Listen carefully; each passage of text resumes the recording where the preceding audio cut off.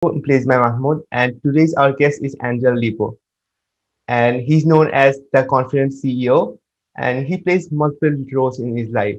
To name a few, he is an influencer, LinkedIn strategist, and international TV host. These are just a few titles of his, and today I feel honored to interview him. So, for our listeners who don't know you, can you tell us a bit about yourself and how the journey has shaped you today? Of course, thank you. Thank you very much, Mahmoud, for having me, and thank you everybody for listening to us today.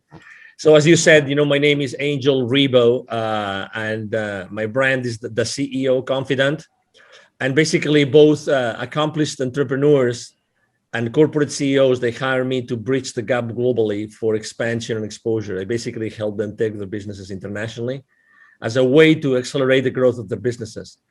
And basically I've done that for a long time already. And the reason why my brand is what it is because when I left corporate America 5 years ago, I counted how many companies and CEOs I had held before, and in the last 20 plus years I have held more than 1,500 CEOs in 33 different countries. So thank you for having me. Besides that, I'm also the president and co-founder of Wisdom for Kids, which is a foundation we help underprivileged kids in Latin America become entrepreneurs using the local resources. Yeah, that's amazing. That's amazing. 1,500 is like really big number. Yeah, that's a lot. Like how Yeah, long it's a have? big number. Yeah, absolutely. So how long have you been connected to this entrepreneurship and?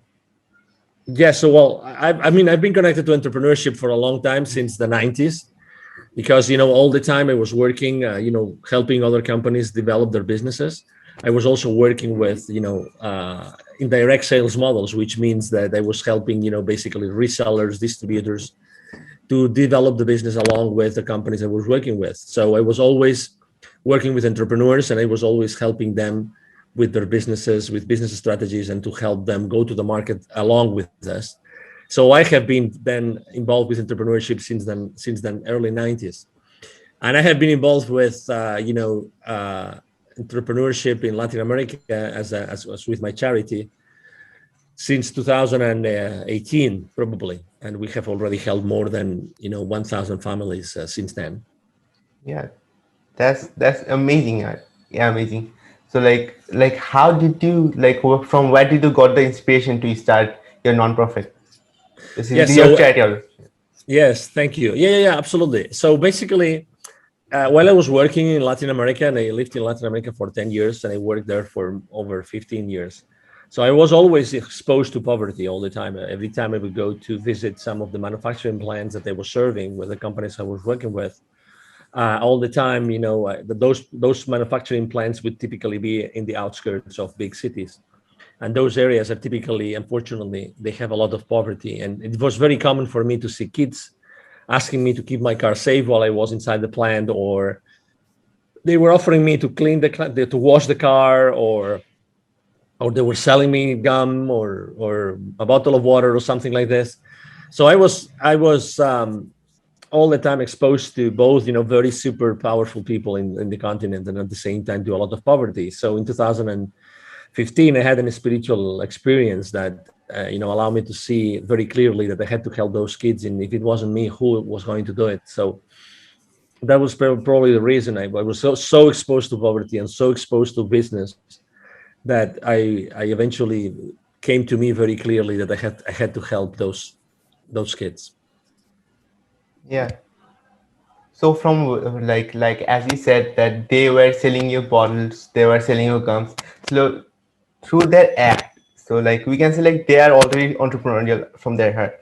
Like they're kids right now, yeah, but they're still trying to sell something and earn their living. So that's entrepreneurial. Then that's it. That's entrepreneurial. So they already Yes. had it. Yeah. Yeah. Yes. So obviously, I mean, it's difficult to say they were already entrepreneurs, those kids that were selling me those things, because as you know, many families actually, they are obliged to Yeah. suggest their kids to do this, so very often this happens not because the kids want to do it, because or it's because their parents or their tutors, they're asking them to do it. So that's a big of a difference there. But Yeah. um, the communities that we go to, it's basically we talk to the community leaders and we ask them, we would like to do that. We would like to actually deliver a workshop and help your kids in your community to become entrepreneurs. And it's not that common that those kids are already entrepreneurs. Sometimes they are, but it's not that common. But again, most of the time they do it because, or they work because they have to do it. So let me tell you an example. We go, for instance, to an indigenous community in Mexico, and it's a large area. In total, there are like 180 plus small sub communities there, and many kids work, and they work because the parents are working on in coffee plantations and other sorts of places. So they actually ask their kids to work along with them because the family needs that money, right? So they need more hands and more hands and more hands. So they don't really have a choice. And what we do from on or at Wisdom for Kids, we actually work very much the mindset of those kids. We help them realize that they can really become whoever they want in their lives, and we work heavily on their self-esteem. And we really try to suggest them, or to instill in them. We use very uncommon ways to approach them. I mean, it's not, our workshops at Wisdom for Kids are not like whiteboarding or blackboarding kind of thing.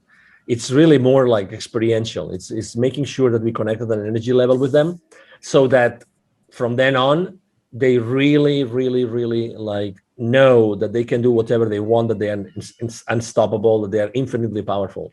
We work a lot on self-esteem, but we do a lot of playing and jumping and dancing and singing, and also we do a meditation along with the rest of the activities that we do with them. And again, we try to really the lives of these kids since the very beginning, because it took to us a long time to define and to develop this workshop, because we wanted it to make a big difference. We wanted it to make a big difference in their lives. That's really like amazing actually. Like I'm not finding the perfect word here that to describe how I That's feel. good. That's Yeah. good. Yeah, yeah, yeah, yeah. But as you know, I think it's important to expose people to new knowledge and to new experiences. And it took almost 2 years and two PhD students to develop the workshop that we're delivering today. So yeah, I mean, we have really invested a lot of time in making sure that what we do with the kids is really impactful and it's going to stay with them for the rest of their lives. Okay. So like, how long did it take to make those workshops? Yeah, well, I mean, it took to us 2 years to develop them, but it's basically two hours long workshops in which we pack really a lot of many different things. But it really flows very well because it's all about having the kids super excited for two hours. So it's really fun, and obviously, um, I mean, kids are magic, right? I mean, kids have this ability to really enjoy life like no one else, right? It's a blessing to be able to work with kids and to teach them things. So it's 2 hours, but it's really, when we go back to those communities, they really remember us and they really are excited about what they did, what we did with them, in when we first engaged with them. Yeah, that's like so great. Like truly, like kids are amazing because if you try to like they can be molded in any shape. That's a fact. So like if you just give them proper knowledge about something and make them interested in a topic, they're gonna go that way. Like that's the truth. And that's so like building their foundations from like that early age like is what the future needs basically. So like they are the future. Yeah, That's the truth. And if the foundations is not good, like then like how what the will the future be? exactly. Exactly. Exactly. So tell us a bit more about your spiritual awakening. Like what experience did you had? Yeah. So basically, thank you for asking. So basically, it was this. It's actually the second time that I feel this like super rush of energy. It was a Saturday morning. I was in a hotel in Mexico City. It was 8:30 a.m.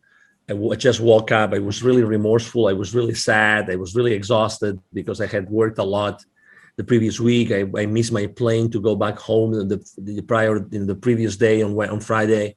So and as soon as I got into the shower, um, this incredible rush of energy went through me, and I started crying for no reason. And all those images of those kids I had met in Latin America started to come at me all the time. And I was for a few minutes crying under the shower, on my knees, and I really didn't know what that meant. But I'm having chills now as I'm explaining it, because it was really an intense experience, and I remember it was extremely sensitive and emotional for the rest of the day. But that meant something, right? I mean, I think that it's the second time in my life that I really listened to what the universe was telling me. Just to, I really believe that everything happens for a reason. For instance, and I want to really support you, Mahmoud, a lot, because I really admire you and I'm impressed by you, because you are a very young man, but you said I want to have my own podcast and I want to do it no matter what. And he's at the other side of the world because he's in Bangladesh and I am here in Dallas, in Texas. And the chances of Mahmoud and myself, to me, they were really remote. But he was kind enough to invite me to his podcast, and I'm really thrilled. I mean, I'm one of his first guests, and I'm really thrilled to be able to share my experience, my journey, and my knowledge. And I think that it's a great you are a great example, Mahmoud, of someone that really wanted to make a difference in the world, and you decided to actually launch your own podcast and start doing it, no matter what. So this is exactly the spirit that I'm trying to instill the kids that I'm helping in Latin America, and this is exactly, I have been allowed to teach hundreds of salespeople in my life, literally from many different countries, and I have to say that all of them remember me, right? And I very often they reach out to me and they share things and experiences with me, and that's one of the legacies, right? Is that when you are able to help people, they will always remember that. They will always be there, and they will always remember that. And life's too short to waste it with the wrong people. And let's make the most of the time that we are together, and let's make the most to help your audience, because at the end of the day, I'm sure that you, Mahmoud, you're doing this to help your audience. You want to inspire people with content, with good content, with valuable content, and with also nice stories that are going to inspire other people to do things and to take action. And I tell you, everybody who's listening to us today, it only takes your will. It only takes your will to take action. My favorite business mantra, is taking perfect action now. Anybody can take any action, and you don't know what's that's going to take it, right? And everything happens for a reason. For some reason today I had to be on this podcast in Bangladesh, and I'm so blessed to be here because I'm able to answer Mahmoud questions, and I'm able to help his audience and to skyrocket his podcast. And I'm going to support you, Mahmoud, as much as I can on my social media whenever the episode is uploaded and is published and everything. So this is what life is about, and I really want to commend you for doing what you do every single day, Mahmoud. Yeah, thanks a lot. Basically, I'm very flattered to hear that. Like, yeah, yeah, like every single word that you said was extremely like absolutely true. It actually is only will, like the first and the only thing. Not the only thing, but like the most important, like the core thing that takes is the will and the ability to take action with it. Yeah, so like that's the main thing. That's if you're not discouraged. So if uh, as everyone else, so most people are discouraged before starting anything else. But if we Mhm. have enough willing power, then we will get through it. Like that's the truth. And but like the kids that you're helping, like for them, it's this is the mental barrier because everyone else is making like thinking that or like forcing them to think that nothing's gonna happen, like nothing's good gonna happen. Like that's one of the thing. And if we are able to like it doesn't matter who it is, but if anyone is able to help grow this willingness in a kid, then he'll do great in the world in the future, and make a difference in others life. And And you that's mentioned, sorry to interrupt you. yeah, Continue. absolutely. Nah, No, no, go no. I ahead. was gonna say because you mentioned something which is really important, and you mentioned discouragement, right? It's true, and that's something that we face when we go to Latin America, because when we help kids and we have this, let's say the initial workshop, obviously we know that it's very easy for the kids' parents or tutors to just with one word, with one eyesight, just to say, "What you just learn is useless" or whatever, right? I mean, so they can be easily discouraged. But I think that the example that we have to actually give ourselves, you and myself, as opinion leaders, I think that discouragement is just, it's just a temporary loss of enthusiasm. That's what it is. So, I think that we should, and we do teach the kids that, there's no such thing as a failure, and that everything happens for a reason. There's all the time there's a reason why we have to do things, and there's a reason why we have to perform certain activities and do certain things. So um regardless, everything happens for a reason. I was yesterday, I think it was Tony Robbins, like seven basic principles that he runs his life by. And Tony Robbins, obviously, he's a very powerful, he coaches very powerful people in the world. And one of the things that he was saying was, it's everything happens for a reason. And it's true. You never know where something is going to take you. You never know. So just take the failures as a lesson. And no matter what, and no matter who discourages you, keep in mind that life is long, and you will have time to learn and to apply those lessons. And keep going, keep going, keep going. You are infinitely powerful no matter what. Yeah, absolutely true. Like you just reminded me of one quote. Like this quote was like is from Elon Musk, and like I heard it from like I guess I'm not sure. Like maybe it was a show on Mind Valley by her like, by his mother, Elon Musk's mother, or maybe a webinar. So she said that when the first rocket failed, like like up before launch, Elon Musk didn't said that we failed, or he was not sad. He was excited because now we know these are the issues. Now we know more about this problem. Now we can try to find out solutions of it. So I think, and everyone should think in this way, that any failure that occurs, we know that now we know which problems we have to solve, and now we know which actions we have to take to get better at it, to take a better approach, and to take another way or build a new way to go where we want to go, or maybe we can go further than we how we plan. And I that, agree. yeah, absolutely. And this is a like very powerful statement, because like I guess 90, I'm a very big fan of 80/20 rule. So I'd say 80% of people are discouraged or like see failures as like that's it, that's end all, like that's end all, and they are not learning from it. So, and from also a book, I'm not sure like the name of what's the name of it, it was.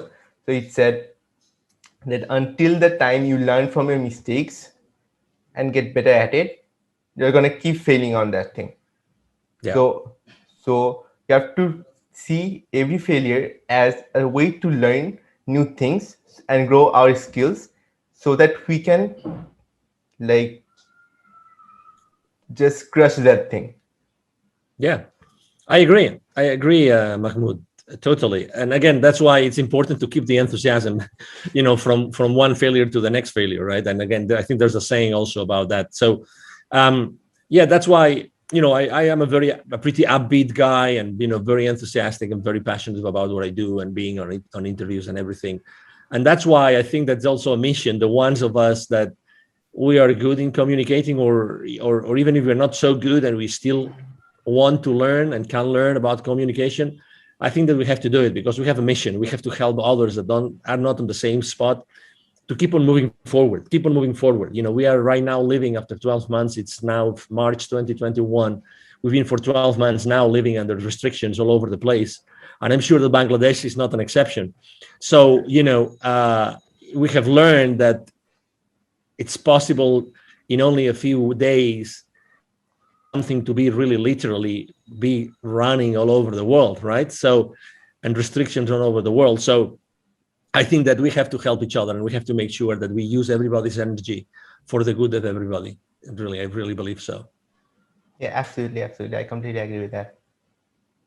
So I actually missed a word that you said, or like I catched a word. Um, oh, sorry. Um, yeah. So the question that I got in mind when you were saying that, so like, what was the biggest struggle that you face, like communication struggle that you faced during the quarantine? Like this question just came into my mind when you were talking. Yeah.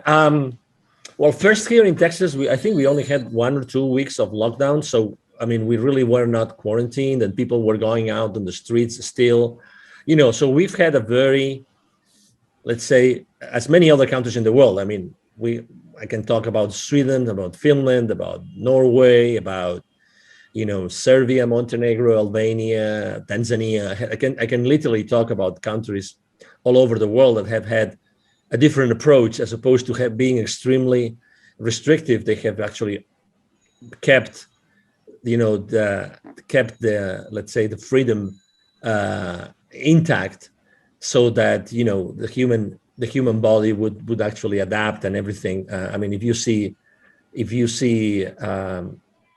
every country has led, and every state here in the US has led, let's say, the situation in a different way.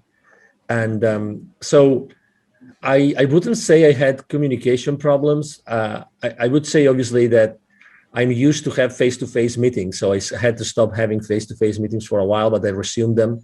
And again, I like last year, I met personally face-to-face tens of executives of companies here in Dallas. So, you know, again, I think that being respectful with everybody, you can still keep on, communicating with them, and just be cautious and aware of maybe some restrictions that had to be in place. That's it. But yeah, it's a good question. I think that maybe communication wasn't the problem. Maybe connecting, right? I think that it's strange to see now someone that did not disconnect with someone. I like to say that I'm really, one of my missions in life is to connect the unconnected. And so I think that last year a lot of people got unconnected or disconnected. There were a lot of bridges between people that were burned. And again, I consider myself also as a public figure being in that spot in which I have to really diligently work to bridge that gap between the people that were, polarized or disconnected, or, fell into different sides and they could not, reconcile. I think that it's important for us to be building those bridges, because, we've always lived in peace and loving and liking, so why, allowing those, probably one of the most difficult months in our lives, why allowing them to be, forever, permanently, like, wiping out our connections. And so that's why I think that connection is something that really was damaged last year, and not necessarily with me, again, because I know that I have to be extremely compassionate about everybody, and thoughtful and aware. But I know that there's a lot of people that have, lost friends and relatives, like, like friendships, I mean relationships that were broken, and I think that rebuilding those bridges, it will eventually happen again. It will take some time, but I think that uh, we are here to do that, and you do that with your podcast every single day, Mahmoud. Thanks again for like just mentioning that. Um, yeah, that's really awesome. Cause like I loved your mission, which you said like connecting unconnected people. Cause like that's really important. Cause because of this, especially this, I don't exactly say that because of this only this, let's say, pandemic only, but for a pretty long time people are unconnected. Like people are getting unconnected, like they're connecting on social medias, that's true, but most of the people are unconnected with each other. And that's a really big problem because we have to get connected to solve the biggest problems in the world. Let's say like hunger is a great problem in a large portion of the world. So let's, for even solving that problem, we have to get connected. And if you're connected, and like connected minds create solutions, that's the thing. Like, because, well, let's say like the most genius person in the world, let's say Einstein for example, though he's not there anymore, but even if he was alone, he might have, like, he could have did the best thing, like invented the best thing. But if, like, when other people were also around him, like that's what actually boosted his invention a lot. I believe that, because it doesn't matter how intelligent you are. It's about like getting together with other great people, and then you can create the best of the best thing. True. Yeah, yeah. I mean, and you're touching upon something which is really important, which is collaboration, right? I mean, Yeah. the lack of connection, could unfortunately be at the end could be like a lack of communication, right? But it doesn't have to be. I think that reconnecting means that collaborating as well, and I think that the future of the world is collaboration. Absolutely. We've lived under competing spaces forever, and I'm not saying competition is not bad, is bad, excuse me, but I'm trying to say that I think that the future is collaboration, because there's a lot of, if I don't know, that due to what has happened in the world for the last 12 months, there's going to be a lot of many different initiatives related to collaboration, helping each other, and flowing and flowing and flowing, and making this world a better place, with many different ways, or in many different ways. And yes, and being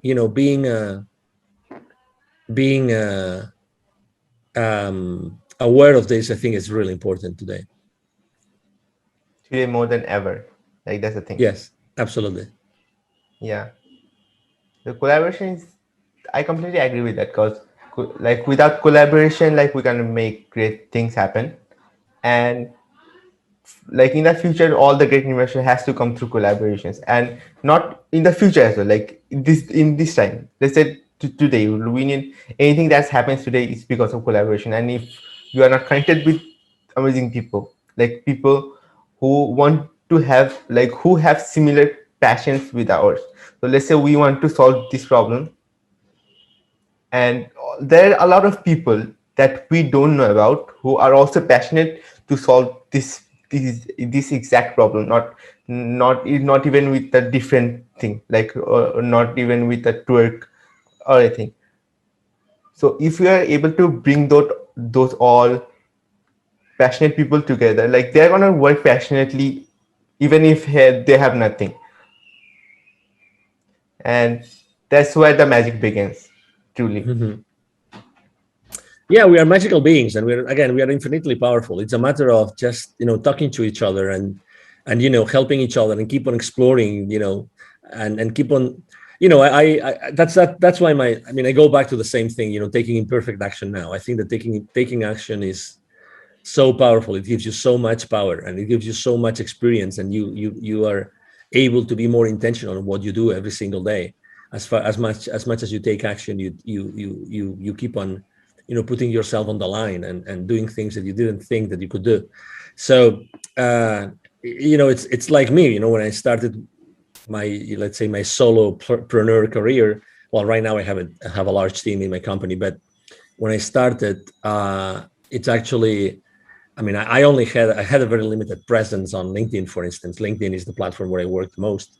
Right now I have 27,000 connections, and I have made a lot of mistakes, but right now I have a very engaged community. I help them a lot. I give a lot of value away. And this is, it's just, part of who I am, and part of making mistakes, and doing a lot of things with many different people.